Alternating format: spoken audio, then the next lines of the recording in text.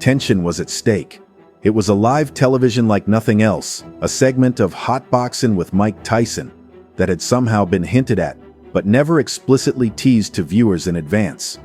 Fans joked that it would be a heavyweight boxing champion or a surprise guest from the sports world, but no one had the slightest notion of what was to come. No one had any notion of the tears, the raw emotion, or the letter that was to shake to his foundations the most feared figure in the history of boxing. Mike Tyson had fought the world's best. He had gazed into monsters in the ring, and he had gazed into monsters within. But here, at a quiet table, beneath the soft lights, in a dark, gray hooded sweatshirt with peace emblazoned across the chest, it was clear this was not a time for toughness. This was a time for the soul. The show took to the air with its usual fervor, but Mike was uncharacteristically subdued and reflective. His colleague was the first to notice it.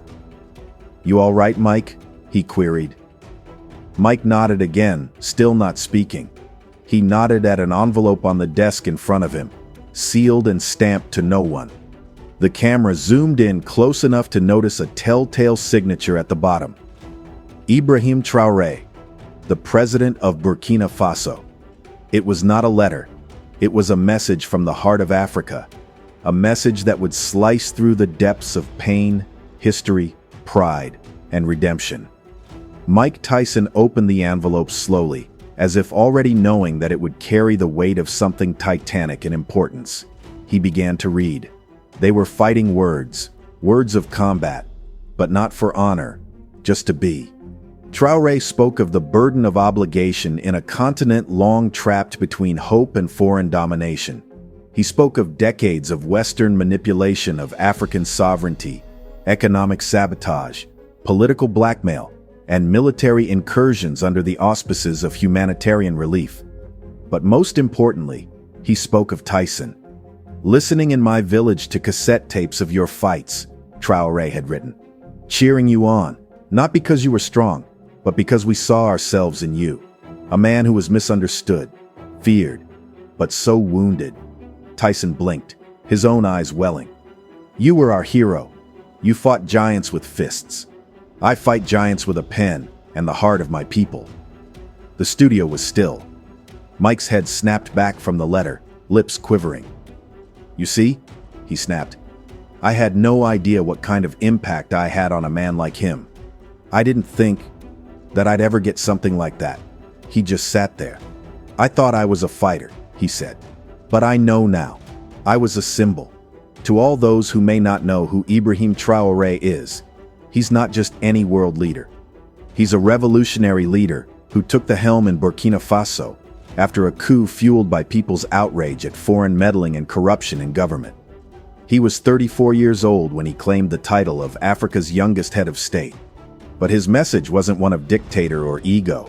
It was one of restoring dignity to a people long robbed of independence. And in Tyson as well, he read the same story.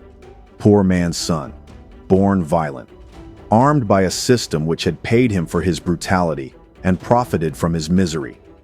As in Burkina Faso, Tyson had been celebrated when he used his power on behalf of the powerful, but left behind when he sought to use the same on his behalf.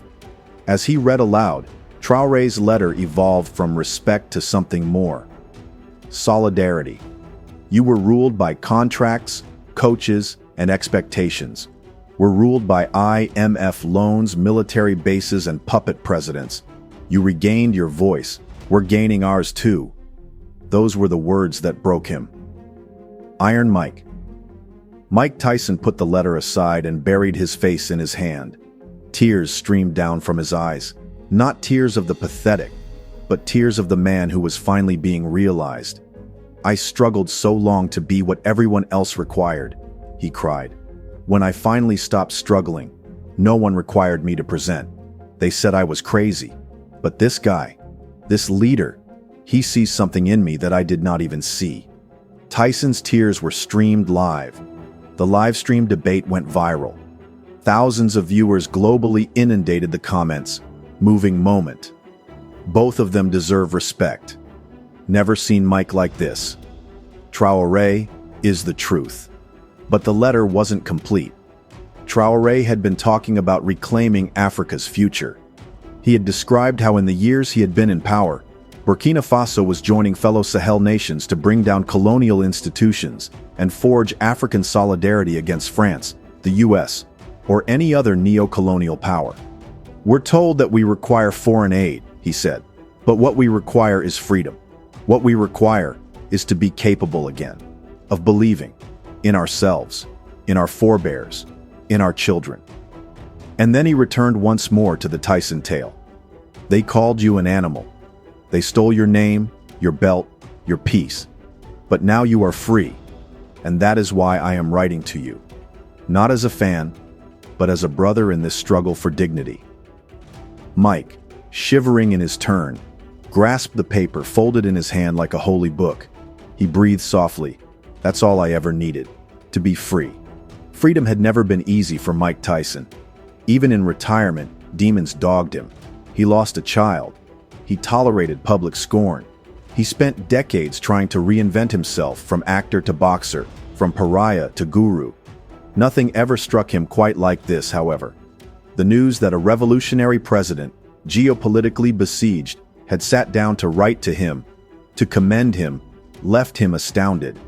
It was then that Mike spoke directly to the camera. "I'd like to say something," he said, wiping his mouth. "To Ibrahim Traoré, thank you. From the bottom of my heart. I don't deserve your words, but I'm drinking them in with all the humility I've got left." He paused. "You don't need my leave, brother. But listen to me. If you ever get lost, with the world against you, keep in mind that I am with you." The unplanned nature of the moment had left the team stumped. The program was behind schedule. Nobody wanted to truncate it. The podcast was no longer a podcast. It had evolved into communion between two men born on two different continents, but tempered in the same crucible. At the end of the program, Tyson pulled his hand into the pocket of his jacket and produced a piece of paper. On the piece of paper, he had penned a few words before the show. He didn't intend to read them. Now he did. "I fought back then because I was angry, because I was afraid, because I did not know who I was. But now, I do know who I am. I am no Iron Mike anymore. I am a man trying to make peace with the world. And after this letter, I know I ain't alone." Those were the words that knocked me out cold. What Traoré's statement did was strip the monster mythology away and reveal the man behind it. And in revealing him, he did not merely pay tribute to Mike Tyson, but gave back a part of him. The video for the episode went viral overnight. It appeared on African news websites. It was on sports news. It was being honored by activist communities. And in Burkina Faso, people woke up early to see as parts of the video were projected onto building walls. They did not just see a weeping boxing icon. They saw the words of their president cut across oceans. Social media lit up with analogies. Tyson is the conscience of the underdog. Traoré is Africa's messiah at last. Two fighters, one mission. Behind the studio doors, the suspense was in the air. No heroically announced monologues, no ominous score, but silence, respect, and contemplation. Mike Tyson, once feared around the world, now stands differently, not as a gladiator, but as a redeemed man by virtue of compassion. And not at the behest of a trainer, a shrink, or even a pal. It was from a young African who had the audacity to tell the truth in love. A man who saw suffering in another and called it sacred. A man who wrote not to commend, but to motivate. A man who, with his struggle to free his nation, reminded the world's greatest warlord that his account still mattered. At the end of the program, Mike Tyson gazed into the camera for the second time. Sometimes we never get our flowers while we're here, but sometimes someone reaches across the world and offers you a garden, getting up slowly, fists unclenched, heart open wide. God bless you, Ibrahim. Stay strong. Stay free. The screen went black.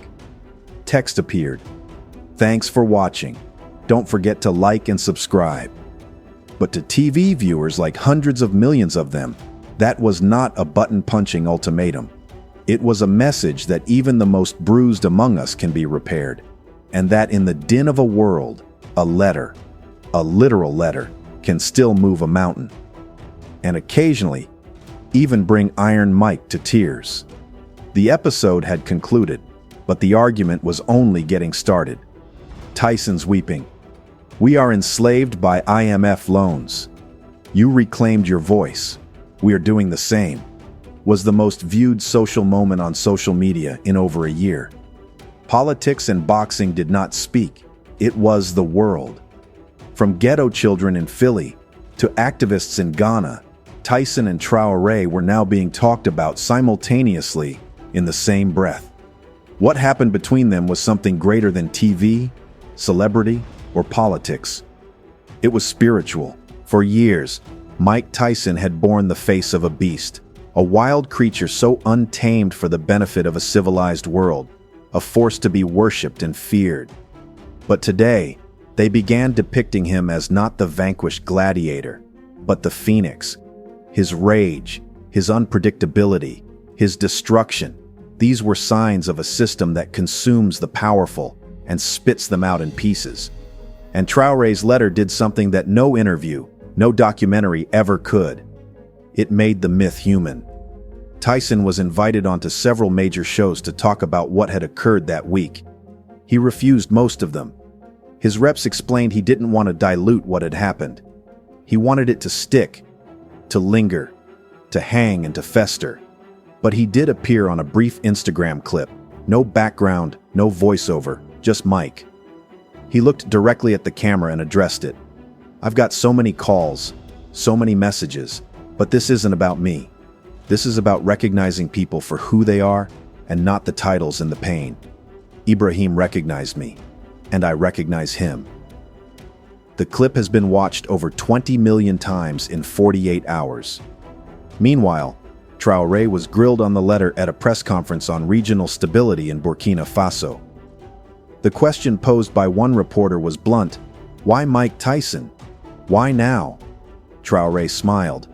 "Because people pay attention to Mike Tyson, and perhaps if he weeps, the world will start to pay attention to Africa." It wasn't humor, it was a tactic. Traoré understood something that most political leaders don't. Symbolism is power. He did not choose to pen a letter to Tyson because he was an adoring celebrity fanatic. He chose to do it because Tyson's pain was the pain of millions. He chose to do it in a bid to prove that resistance doesn't always have to be armed. It can be emotional, weak, honest. In truth, during their live broadcast, some African leaders in Niger and Mali indirectly commented on social media, praising the courage of the two men. One of them stated, "Iron sharpens iron. Africa salutes her warriors." What came next in the following weeks was a spontaneous solidarity of concord. West African protest movements began referencing Tyson's name at demonstrations. His tearful face combined with Traoré's countenance was plastered on murals painted in Bamako and Ouagadougou with such catchphrases as "Strength is in the truth" and "Unchained." It wasn't all praise in the West either. They accused Traoré of manipulating celebrity culture and weaponizing emotion to sell anti-Western agendas. But they were unsuccessful. Why? Because they had underestimated the genuineness of the moment. No PR firm, no spin expert to governments, no propaganda machine would have orchestrated a moment so exposed and unadorned. What Traoré achieved, and what Tyson identified with, was the chemistry of storytelling. And this story wasn't built ideologically. It was built out of survival. Tyson was requested to deliver a speech during an African diaspora conference in New York within 2 weeks. He procrastinated at first, but approved it nonetheless. The crowd was made up of Black scholars, journalists, students, and African nationals living in the U.S. They all came dressed in traditional African robes to the meeting. Upon Mike's arrival at the hall, he received a standing ovation, no longer as a fighter, but as a survivor. He stood before the podium and said, "When I was a kid, I needed to kill the world because the world shattered me into fragments. That is how I lived. But that is not living. That is a trap. And what President Traoré sent me reminded me that our healing does not make us weak. It makes us warriors of a different kind. He paused, his voice tightening. I never thought I'd be here. But if what I've experienced can help the next generation, then maybe all the suffering was in vain. The crowd exploded. The Tyson Traoré moment had touched something on fire in the media today. Truth. Not performance, not agenda, but hard truth between two men tempered by turmoil and committed to forging peace, not handed down by the powerful but fought for from the ground up. Traoré's publicity team then released a short video named Letters to a Brother, splicing together pieces of the podcast, reactions in the streets throughout Africa, and feedback from Pan-Africanists. Within the video was a voiceover that sounded right. History doesn't always drop from conferences or treaties. Sometimes it drops from a tear on live television, and in that tear, a continent saw itself. Back in America, Tyson began working directly with African people. He worked with a non-profit to organize African diaspora youth into political education in their homelands. He didn't take a check for it. He didn't put out a press release. He just said, I owe this to my ancestors. In a subsequent live stream weeks after his letter was live streamed, Tyson referenced his journey once more. I believed that I was the one who suffered, that no one else understood. But now I know, Africa has hurt as I have for centuries. Betrayal, exploitation, wrath. And yet, too, this burning, smoldering desire to be healed. He went on. When Traoré wrote to me, he did not write to Mike Tyson. He wrote to all of us broken boys who became men without a map, and he reminded us we still matter. Tyson's fans began calling him the people's fighter again, but not for belts and knockouts. It was because of the courage to be frail in a world that more often honors hardness over healing. Traoré, however, never forgot his ultimate objective: to restore the economic independence of Burkina Faso, to enhance regional peace, and to resist foreign domination. But the consequences of the Tyson moment could not be contained. His popularity across the whole continent reached new heights. He was no longer the dashing revolutionist. He had become a Pan-African symbol of pride, dignity, and vision. Several months afterwards, during the broadcast of the feature, there was a town square ceremony in Ouagadougou, during which a statue was dedicated. It was a clasped pair of hands, one placed within a boxing glove, the other bare but muscular. There was an inscription at its base: to the broken who build, to the fighters who fell, to the men who dared to cry and wake the world. And in America, something changed. Mike Tyson had long been a cautionary example, but now he was being used as a lesson in public trauma, rehabilitation, and system breakdown. Traoré's quote was plastered on academic publications, political opinion pieces, and cultural critiques. The power of that one letter spread far beyond its hand. It touched hearts. It rewrote narratives. It bridged borders. It showed the world that a soul without strength is empty, and that strength, battered and bruised as it will inevitably become, is unbeatable. By December, Mike Tyson and Ibrahim Traoré had never met in person, but millions of people wanted them to. Speculation started to fly that Tyson was traveling to Burkina Faso, maybe to make a speech at a Pan-African peace conference or youth convention. When in a brief TMZ interview he was questioned about it, Mike simply smiled and said, "Let's just say, I owe him a hug." And maybe that was all it took. A hug between survivors. A handshake after centuries of pain. A clenched fist unclenched. A man is reborn. A letter that made the world feel. Thanks for watching. Don't forget to like and subscribe. See you in the next one.